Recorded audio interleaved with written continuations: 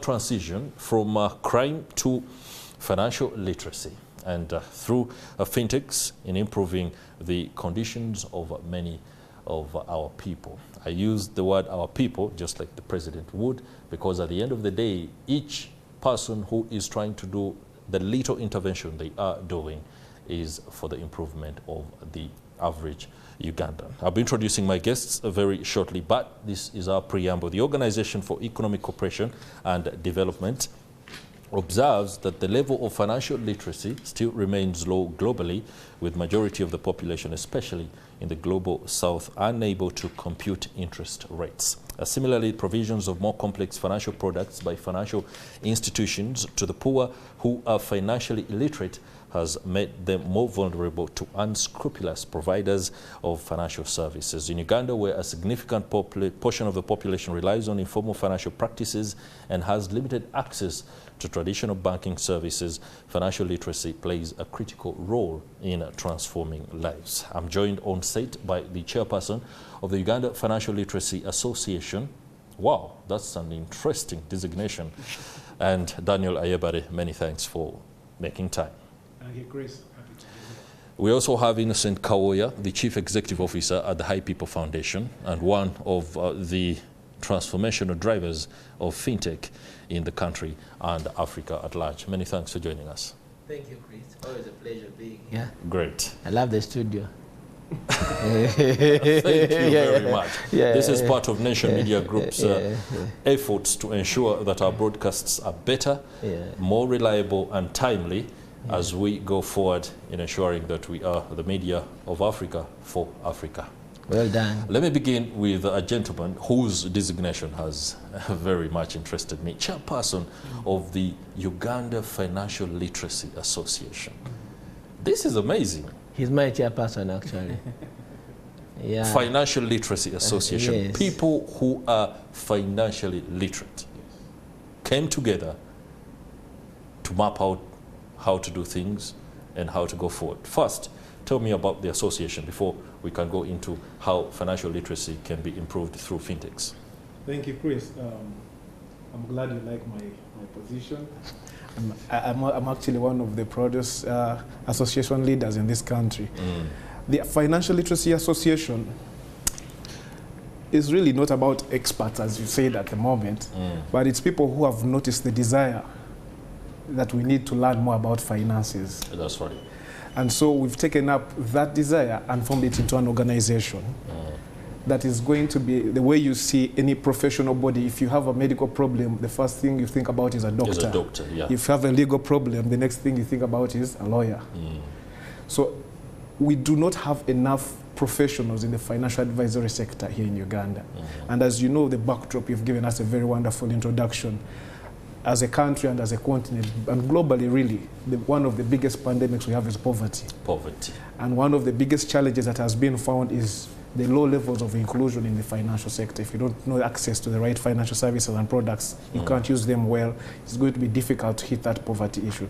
So over the last 10 years, the Bank of Uganda and the Ministry of Finance, under the National Financial Inclusion Strategy and the Financial Literacy Strategy, came up with so many mechanisms of how we can bring most people into the, to be able to use financial services. And so this, one of the programs that was run is the Financial Literacy Training of Trainers program. So different people from different sectors were brought, have been brought over the last 10 years to be trained in what the industry captains thought are the basics of what every individual must know with regarding to financial management, for them to be able to make the right decisions. So this deal with personal financial management, savings, investment, debt management, retirement, old age, planning for old age and retirement. There are 8 modules. So I was lucky to be among the people that attended that training. And over the years, there's about 2,500 people that have undergone the training. So there's across the country, able to train in about 33 languages. So we are the foot soldiers in this war against poverty through financial literacy. 33 languages across the country? Yes. Is there anybody training in Runyoli? Absolutely. Are you the one?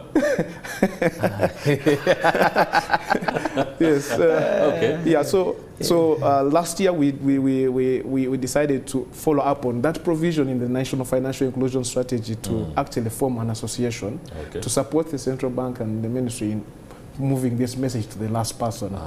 And so I'm the first chairperson of the association, and I'll take this opportunity to also invite you for our celebration next week on Thursday 30th.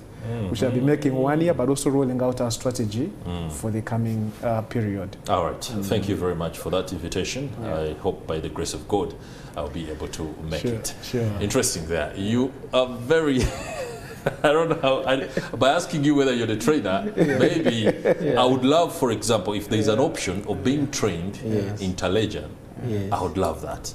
Even when I know I can undertake one in English or Luganda and, of course, understand matters properly. But it would be interesting to have one where I hear words including savings, insurance, and all this fintech stuff in my mother tongue. That would be an interesting thing. But as you are a person who is making incursions in fintech, first and foremost, what is the nexus? I know this is financial products are fintech, and how you use them, how you access them is pretty much important, and that is where the financial literacy is. But I know other focal aspects do play into this. Tell us, how are things working between the association and you guys in the fintech world? Well, thank you, Chris, and good morning to the viewers. I always want to thank God first. No doubt, no doubt, no doubt. God's grace is abound. And I would want to first make a reference of the relevance of financial literacy. I was lucky to be one of the 2,500 people that have been so far trained by the Bank of Uganda as a financial literacy trainer. And I have had fruits myself. I can assure everyone that is watching that it is important that you learn to be intentional about learning how to budget, how to save, how to invest, how to plan. I have seen fruits over the last 4 years of being trained in a class. I thought I didn't need to be in a formal class anymore by 2020. And COVID taught us differently. So we had done everything technology for about 15 years. And we really thought we knew everything. Until when Hashim, my friend at Bank of Uganda, told me, no, I think it is a good place for you to be here and actually have this discussion with us. Spend a week learning things you think you know, but you actually don't know. Our patron, our mentor and patron, who has helped us learn so many things, Professor Magi Chigozi, always tells me about the one challenge I have as an individual. He's like, you have every quality of a good leader, but you don't go for barriers. You don't attend weddings. And then she, every time when we meet, she reminds me, because she's a senior citizen who has learned so many things and has really made She understands exactly how attending barriers does play into our social fabric. Exactly. So she tells me all the time, you know every other bit of things that have transformed the world, especially doing technology. But because you don't go for barriers, for weddings, you will have a challenge with dealing with some people, the wananchi who you are part of. The president always refers to them as wananchi, and I'm one of them. I'm like, no, but I'm one of them. She's like, but you don't go for barriers. I'm like, even for my family, close family engagements, I don't go. And then one time she asked me why. I'm like, I have a budget. I cannot be the one who buys clothes every week to attend a wedding. I don't have that money. I cannot be putting on ties like Chris and Daniel. They are expensive. I can't afford them right now. I don't own a suit. Interesting narrative there. As in, I don't own a suit, not one at home. And when someone, you say that, someone like, what do you mean? I'm like, I cannot afford it. I lead a team of hundreds of youth. I am overseeing more than 27 startups that are operating in technology, and they cannot afford to buy suits. So if the image I'm portraying to them is wearing a suit every day, I am causing financial illiteracy. Why? Because I'm telling them that you should dress in, I mean, a t-shirt, a t-shirt that would cost 15,000. I am putting on, I'm wearing 300,000. Someone is whole salary. And then I am mentoring these people to build and be resilient and make sure they persistently build these startups and believe in them. But they don't have rent. So just like the previous conversation you had here of security, they'll end up on the streets robbing people. So relevance of financial literacy and the intersection of technology. What does financial technology do for financial literacy, for example? There has been very easier access of education for financial literacy thanks to existence of technology. I mean, the intuitiveness of apps that have been created over the years. That's right. The simplicity that has been made in making sure communication is eased, gamification and engagement. I mean, there are games that have been done for people to learn how to save money. That's right. Save for some of the bits of forex trading and the likes. But I mean, my good friend, one good friend of mine that is a musician, one time was on TV and he was trying to break down 10,000 shillings. And saying, when I have my 10,000 here, and I save 7,000, and I use 5,000, and then, I mean, you remember that conversation. It was one of the most outstanding gaffes that we've seen. Exactly. The maths didn't add up. Yeah, the maths didn't add up. But what do we learn from it? Okay. He was typically telling us we need to be financially literate about our decisions. That's right. So for us today, as we come to speak about technology that is very exciting, we want to find a way of personalizing conversations about people living healthier lives. That's right. Leading a healthier life means you are supposed to be healthy in your body and also be financially useful to yourself, so that you can solve some of the challenges that you have. Of course, you cannot solve all your problems. You're not God. You're not God. But can we start by understanding that when I have my 50,000, I shouldn't be misled into taking it to a bar when that is all I have to buy me food for the whole month. That is right. I mean, we've been having a conversation with Daniel here as we were waiting for our session and saying, okay, do we understand the importance of the micro income that we don't even consider useful to us? That someone doesn't know that a 1,000 shillings saved every single day has like a 300,000 shillings after a year. And I can use that money to rent land and actually have an acre where I can grow food for a whole year or a season. That's right. Yes. All right, very interesting perspective, and no doubt an eye-opener when you speak about the fact that if you don't know how to do certain things, then of course you end up doing things that either waste your money, but most importantly, take you down the drain. Mr. Ayebare, when I look at the power of a financially literate individual in an economy like Uganda, I begin to imagine that maybe if we were as financially literate as the association may want us to be, as early as 1996, right now, Uganda would be a totally different country. If you don't mind, try to put this into perspective.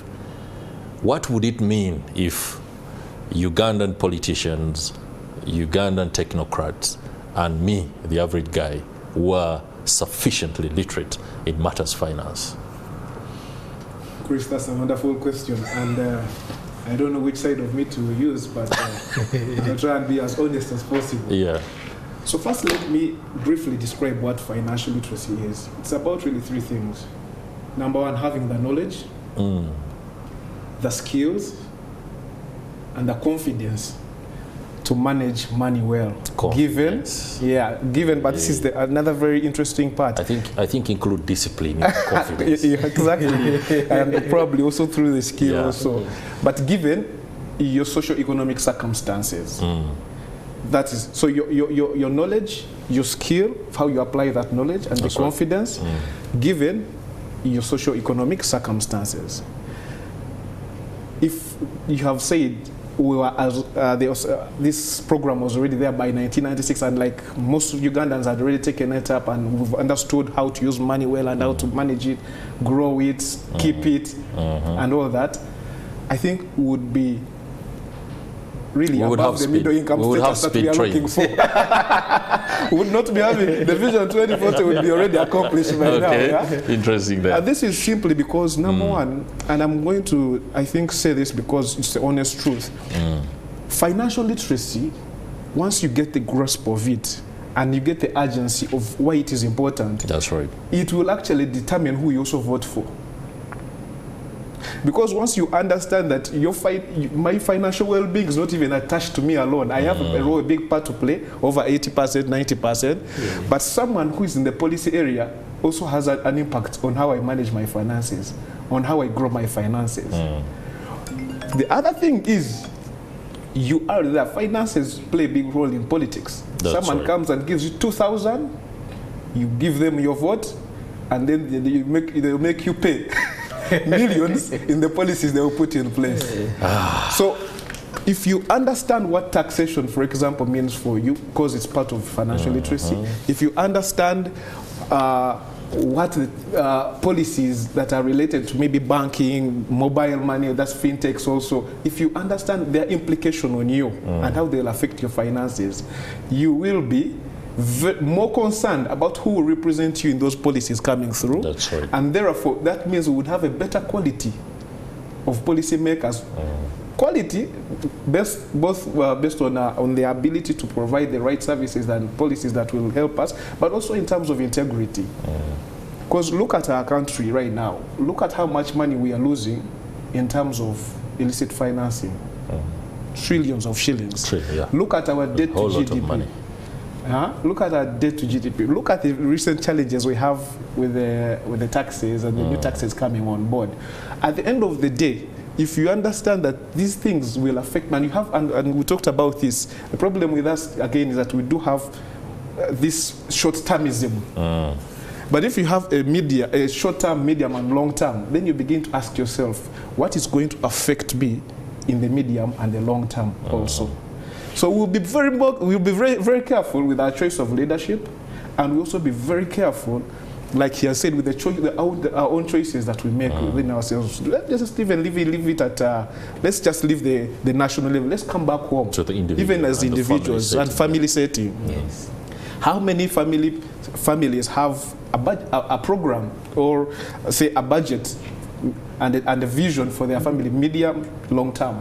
How many? How many of the I was talking to my Indian friend. He's a wonderful. He's an MD actually. He was telling me about the Indian culture.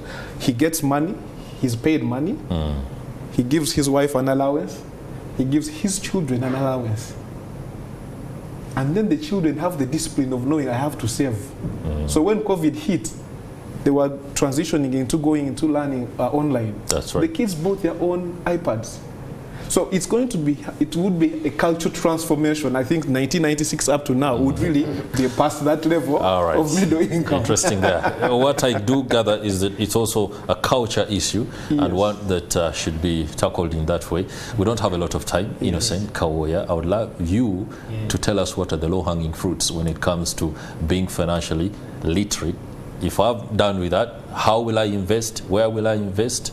What are the options available today? Ugandans want to hear these things. Yeah, thank you, Chris. I was having a discussion with my father, Mr. Kalde, the other day.